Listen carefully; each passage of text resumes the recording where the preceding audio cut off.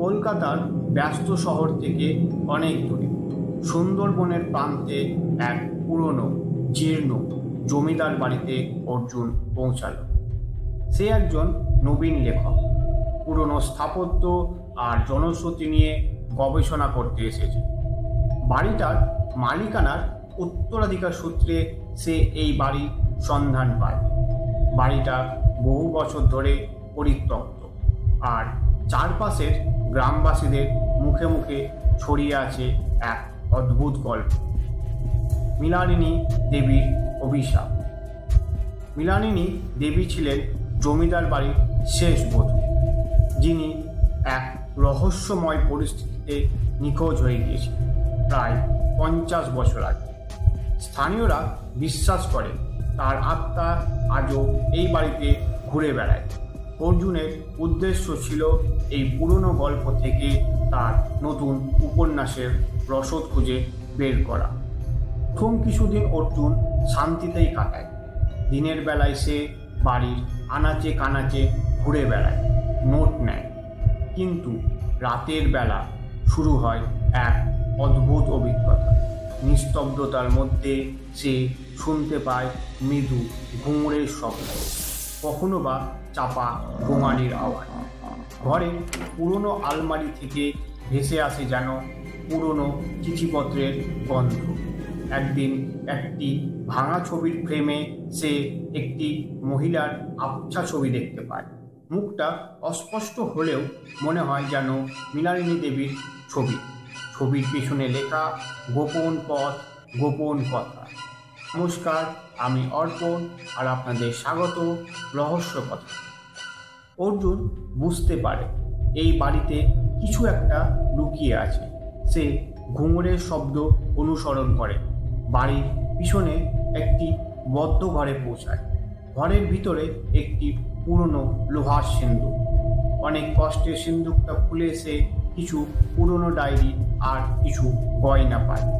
ডায়েরিগুলো মৃণালিনী দেবীর হাতে লেখা।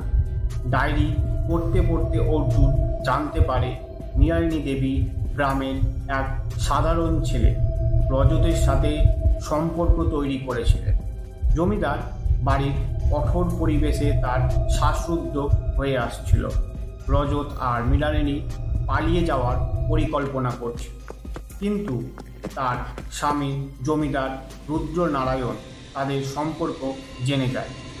ডায়েরিতে শেষ বাক্যটি ছিল, আজ রাতে রজত আসছে। রুদ্রনারায়ণ যদি জানতে পারে তাহলে। অর্জুন বুঝতে পারে মৃণালিনী দেবী খুন হয়েছিলেন, আর সেই খুনের পিছনে ছিল জমিদার রুদ্রনারায়ণ। কিন্তু তার লাশ কোথায়? কেন কোনোদিন মৃণালিনী দেবীর দেহ খুঁজে পাওয়া যায়নি?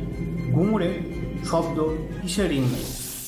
এক রাতে যখন সে ডায়েরিগুলো পড়ছিল, তখন সে স্পষ্ট অনুভব করে কেউ যেন তার পেছনে দাঁড়িয়ে আছে। ঠান্ডা একটা বাতাস তার পাশ দিয়ে বয়ে যায়। সে ঘুরে দাঁড়াতেই দরজার ফাঁক দিয়ে একটি আবছা নারীমূর্তি ধীরে ধীরে অদৃশ্য হয়ে যাচ্ছে। তার হাতে চিকচিক করছে একটি ঘুঙুর। অর্জুন স্থির করে তাকে এই রহস্যের সমাধান করতেই হবে। সে ডায়েরি এবং বাড়ির মানচিত্র নিয়ে গভীর গবেষণা শুরু করে। মানচিত্রে সে একটি অদ্ভুত জিনিস লক্ষ্য করে, একটি ছোট গোপন ঘর, যা বাড়ির কোনো পরিকল্পনায় উল্লেখ নেই। এই ঘরটি চিহ্নিত করা আছে জমিদার বাড়ির বাগানের একটি নির্দিষ্ট গাছের নিচে।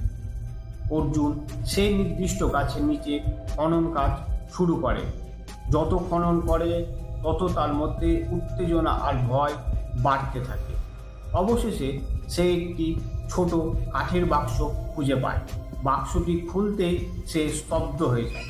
ভেতরে ছিল একটি মানুষের মাথার খুলি, কিছু হাড় আর একই রকম ঘুঙুর, যা সে প্রথম দিন ভাঙা ছবিতে দেখেছিল। ঘুঙুরের সাথে জড়ানো ছিল একটি ছোট্ট শুকিয়ে যাওয়া গোলাপ। কিন্তু এই দেহ মৃণালিনীর নাকি রজতের? হঠাৎ তার মনে পড়ে ডায়েরিতে লেখা ছিল গোপন পথ, গোপন কথা। অর্থাৎ দুটি রহস্য লুকিয়ে আছে: মৃণালিনী দেবীর নিখোঁজ হওয়া এবং রজতের আগমন। ঠিক তখনই একটি ছায়ামূর্তি তার উপর ঝাঁপিয়ে পড়ে। সেটি ছিল একজন বৃদ্ধা মহিলা, যিনি বহু বছর ধরে এই বাড়িতে পরিচালিকা হিসাবে কাজ করতেন। তার চোখ ছিল পাগলের মতো হিংস্রতা। বৃদ্ধা চিৎকার করে বলতে থাকে, তুমি জানো না, সব রুদ্রনারায়ণের কাজ। সেই রজতকে খুন করেছিল। মৃণালিনী দেবী তাকে দেখেছিল, তাই তাকেও শেষ করে দিয়েছে। অর্জুন বৃদ্ধার হাত থেকে কোনো মতে ছুটে আসে। সে প্রশ্ন করে, তাহলে মৃণালিনী দেবীর দেহ কোথায়? বৃদ্ধা ফিস ফিস করে বলে, ওই তো তোমার পেছনে। অর্জুন পেছনে ফিরে দেখে গাছের ডালে দুলছে একটি পুরনো দড়ি। তার ঠিক নিচে মাটির নিচ থেকে উঠে আসা একটি নতুন ডায়েরি। সেই ডায়েরিতে লেখা, আমি মৃণালিনী। রজতকে খুন করার পর রুদ্রনারায়ণ আমাকেও শেষ করতে চেয়েছিল। আমি পালিয়েছি এই গোপন পথে, কিন্তু আমার আত্মাকে সে ধরতে পারবে না। আমি ফিরে আসব, এই ঘুঙুর দিয়ে আমি তাকে তাড়া করব। অর্জুন বুঝতে পারে গাছের নিচে যে দেহাবশেষ ছিল তা আসলে রজতের, আর মৃণালিনী হয়তো এই গোপন পথ ব্যবহার করে পালিয়েছে। কিন্তু তার মানসিক অবস্থা এতটাই বিপর্যস্ত ছিল যে তিনি মারা গেছেন। তার আত্মাই হয়তো এত বছর ঘুরে বেড়াচ্ছিল। অর্জুন পুলিশকে খবর দেয়। তদন্ত শুরু হয়। পুরনো পরিচালিকার স্বীকারোক্তি এবং ডায়েরির সূত্র ধরে 50 বছর আগের খুনের রহস্য উন্মোচিত হয়। রুদ্রনারায়ণ রজতকে হত্যা করে বাগানে পুঁতে দিয়েছিল এবং মৃণালিনী দেবীকেও হত্যা করার চেষ্টা করেছিল, কিন্তু মৃণালিনী পালিয়ে যায় এবং পরে হয়তো মানসিক ভারসাম্য হারিয়ে জঙ্গলে মারা যায়। তার ঘুঙুর এবং ডায়েরি ছিল তার শেষ বার্তা।